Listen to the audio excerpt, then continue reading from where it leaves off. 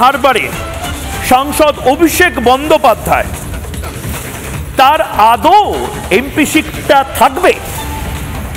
আদপে অভিষেক বন্দ্যোপাধ্যায় কি সবচেয়ে বড় ভোট চোর?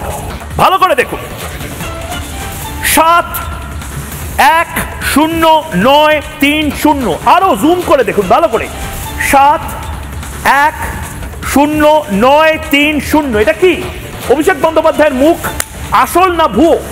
7,10,930, 7,10,000 ভোটে জিতেছেন অভিষেক বন্দ্যোপাধ্যায়।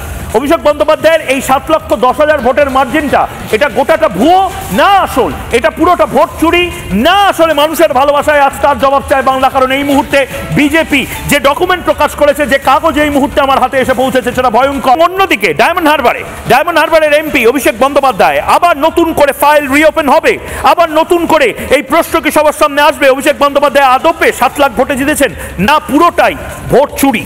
অভিষেক বন্দ্যোপাধ্যায় কি সবচেয়ে বড় ভোট চুরি করেছেন ভারতবর্ষের মধ্যে? 7 লাখ ভোটে কেউ জেতে?